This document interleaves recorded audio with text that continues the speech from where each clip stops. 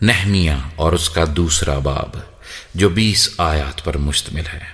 ارتخششتہ بادشاہ کے 20ویں برس نیسان کے مہینے میں جب میں اس کے آگے تھی تو میں اٹھا کر بادشاہ کو دی، اور اس سے پہلے میں کبھی اس کے حضور اداس نہیں ہوا تھا۔ سو بادشاہ نے مجھ سے کہا، تیرا چہرہ کیوں اداس ہے، باوجود یہ کہ تو بیمار نہیں ہے؟ پس یہ دل کے غم کے سوا اور کچھ نہ ہوگا۔ تب میں بہت ڈر گیا، اور میں نے بادشاہ سے کہا کہ بادشاہ ہمیشہ جیتا رہے، میرا چہرہ اداس کیوں نہ ہو، جبکہ وہ شہر جہاں میرے باپ دادا کی قبریں ہیں اجاڑ پڑا ہے، اور اس کے پھاٹک آگ سے جلے ہوئے ہیں۔ بادشاہ نے مجھ سے فرمایا، کس بات کے لیے تیری درخواست ہے؟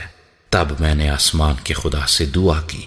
پھر میں نے بادشاہ سے کہا، اگر بادشاہ کی مرضی ہو اور اگر تیرے خادم پر تیرے کرم کی نظر ہے تو تو مجھے یہودا میں میرے باپ دادا کی قبروں کے شہر کو بھیج دے تاکہ میں اسے تعمیر کروں۔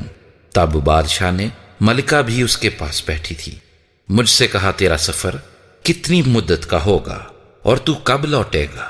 غرض بادشاہ کی مرضی ہوئی کہ مجھے بھیجے، اور میں نے وقت مقرر کر کے اسے بتایا، اور میں نے بادشاہ سے یہ بھی کہا، اگر بادشاہ کی مرضی ہو تو دریا پار کے حاکموں کے لیے مجھے پروانے عنایت ہو کہ وہ مجھے یہودا تک پہنچنے کے لیے گزر جانے دیں، اور آصف کے لیے جو شاہی جنگل کا نگہبان ہے ایک شاہی خط ملے کہ وہ ہیکل کے قلعے کے پھاٹکوں کے لیے اور شہر پناہ اور اس گھر کے لیے جس میں میں رہوں گا کڑیاں بنانے کو مجھے لکڑی دے۔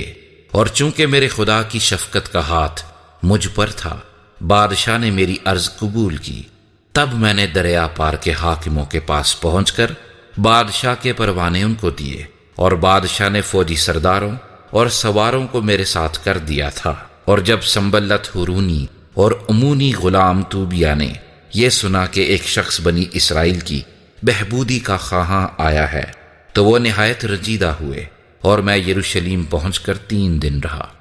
پھر میں رات کو اٹھا، میں بھی اور میرے ساتھ چند آدمی، پر جو کچھ یروشلم کے لیے کرنے کو میرے خدا نے میرے دل میں ڈالا تھا وہ میں نے کسی کو نہ بتایا، اور جس جانور پر میں سوار تھا اس کے سوا اور کوئی جانور میرے ساتھ نہ تھا۔ اور میں رات کو وادی کے پھاٹک سے نکل کر اژدہے کے کنویں اور کوڑے کے پھاٹک کو گیا، اور یروشلم کی فصیل کو جو توڑ دی گئی تھی اور اس کے پھاٹکوں کو جو آگ سے جلے ہوئے تھے دیکھا۔ پھر میں چشمے کے پھاٹک اور بادشاہ کے تالاب کو گیا، پر وہاں اس جانور کے لیے جس پر میں سوار تھا گزرنے کی جگہ نہ تھی۔ پھر میں رات ہی کو نالے کی طرف سے فصیل کو دیکھ کر لوٹا، اور وادی کے پھاٹک سے داخل ہوا اور یوں واپس آ گیا، اور حاکموں کو معلوم نہ ہوا کہ میں کہاں کہاں گیا یا میں نے کیا کیا کیا۔ اور میں نے اس وقت تک نہ یہودیوں، نہ کاہنوں، نہ امیروں، نہ حاکموں، نہ باقیوں کو جو کارگزار تھے کچھ بتایا تھا۔ تب میں نے ان سے کہا، تم دیکھتے ہو کہ ہم کیسی مصیبت میں ہیں کہ یروشلم اجاڑ پڑا ہے اور اس کے پھاٹک آگ سے جلے ہوئے ہیں۔ آؤ ہم یروشلم کی فصیل بنائیں تاکہ آگے کو ہم ذلت کا نشان نہ رہے۔ اور میں نے ان کو بتایا کہ خدا کی شفقت کا ہاتھ مجھ پر کیسے رہا، اور یہ کہ بادشاہ نے مجھ سے کیا کیا باتیں کہی تھیں۔ انہوں نے کہا، ہم اٹھ کر بنانے لگے۔ سو اس اچھے کام کے لیے انہوں نے اپنے ہاتھوں کو مضبوط کیا۔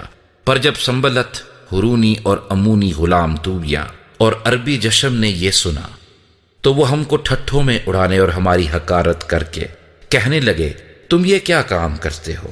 کیا تم بادشاہ سے بغاوت کرو گے؟ تب میں نے جواب دے کر ان سے کہا، آسمان کا خدا وہی ہم کو کامیاب کرے گا۔